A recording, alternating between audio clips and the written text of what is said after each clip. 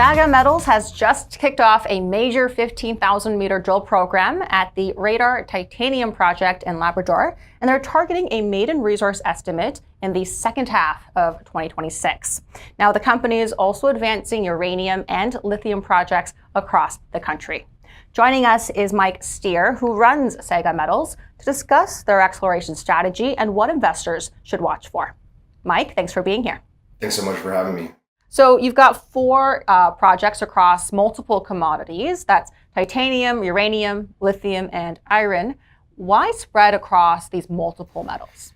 Yeah, so when we incorporated Saga Metals back in 2023, the objective was to target top-tier mining jurisdictions in North America, and so that really have a high potential for critical minerals.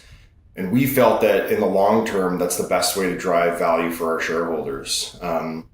So with that, we knew that lithium was obviously strong in James Bay within Quebec.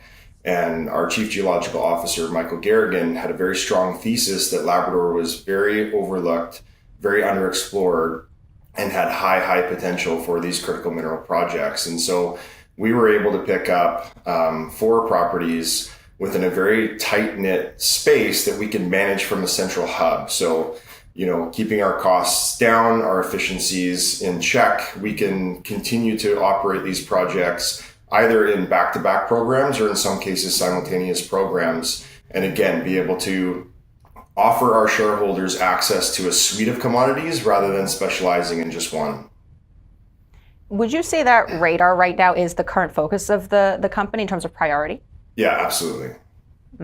Yeah, I mean, drilling here, the 15,000 program 15,000 meter program I referenced, points out the Trapper Zone where you've started drilling. Correct. But you've actually drilled Hawkeye earlier this year. How do the two zones relate to one another, and why move to the Trapper Zone now? Yeah, absolutely. So the Hawkeye Zone for us, the reason why we targeted that first earlier this year was that it kind of came down to some of our highest samples initially were coming out of that zone. Location-wise, it was right near the road. So to do a winter drill program, access was obviously important. And, we were able to hit 2,200 meters and come out with great results and essentially confirmed what we thought to be the beginning of the oxide layering strike within the central part of the property.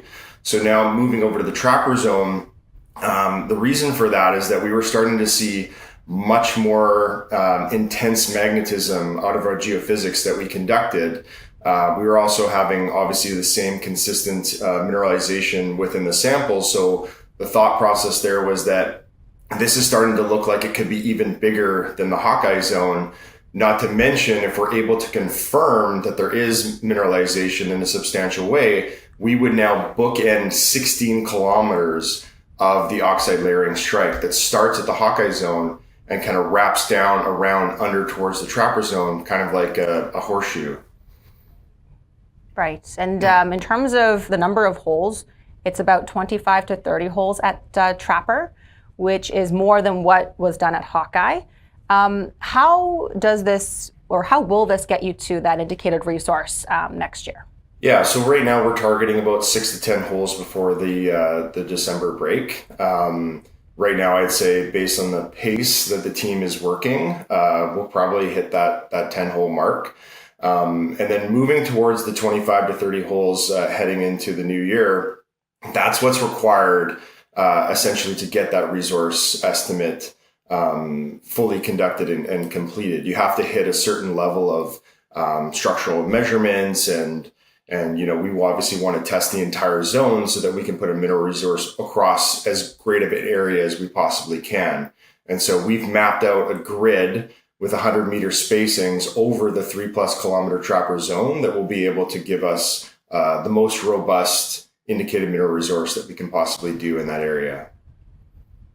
Well, in your corporate deck, you've compared Radar to China's Panzhihua, which is a key district for rare earth elements in that country, plus other large tonnage systems. What kind of grade tonnage profile do you need across Hawkeye, Trapper combined to make this economic in Labrador? Yeah, so in that district in China, they obviously have a very similar geological setting, being this vanadiferous titanomagnetite, or VTM for a simplified term, which is what we're hosting here at the Radar Project. So for us, it was obviously a very, very simple project to look to. They obviously also have 1.3 billion tons, so it's something we endeavor to become in the future. The differences that we find is that already what we're seeing in the mineralogy is that we have a much more simplified profile. And so that's kind of setting the stage for a more simplified metallurgical process down the line. Of course, more work is to be done, and we're conducting that right now.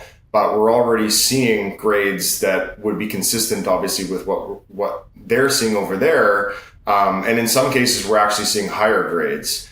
And so, for us, it's not just the grade that's going to make this or define this in sort of economic terms. It's also the infrastructure. We have amazing infrastructure. We have road access right into the heart of our mineralized zones. We created a 4-kilometer access trail right over the trapper zone, allowing for very efficient, cost-effective drill program for this maiden resource estimate. Down the line, that obviously also factors into the infrastructure required to actually get ore out of the site, being able to be shipped very easily along that road, and not 10 to 20 kilometers away from our main mineralized zone is the town of Cartwright, which has a deep water port, a local airstrip, and of course a local labor force, which we already employ, and has been supporting our exploration initiatives on the Radar Project over the last 3 years. So it's kind of all of these factors put together. So yes, grade is obviously super important. What's your concentrate over the resource? Not to mention what's the metallurgy, which again we're working on right now and is moving in a very positive direction. And then also obviously your infrastructure to actually be able to develop a mine site should it get to that stage. And so we feel that all of these elements put together make a very exciting, very high potential project in Labrador, which obviously is not known for some of these characteristics. And now talk to us about money. Do you have the funding in place to complete everything through to that resource estimate goal next year? Yeah, so earlier in October, we secured funding to be able to conduct and just initiate this major drill program. So all of that's already in the bank. And will take us into the new year. We currently have a life offering, a listed issuer financing exemption offering underway right now, being led by Red Cloud. It's going very well. Books are still currently open for a little bit longer here, nearing our goal of reaching 5 million. And if we oversubscribe, that's fantastic. And that funding that we secure there will enable us to obviously continue the program and finish it probably by second quarter of 2026. Okay. Well, we're going to have to leave it there for now, Mike, but appreciate you being here, and we'll keep following the Saga story. Absolutely. Thanks so much for having me. Really appreciate it. For us watching, you can always go to co.ca and search Saga's primary ticker symbol, which is below for you, to go to the company's dedicated board where the community is talking. Thanks for watching.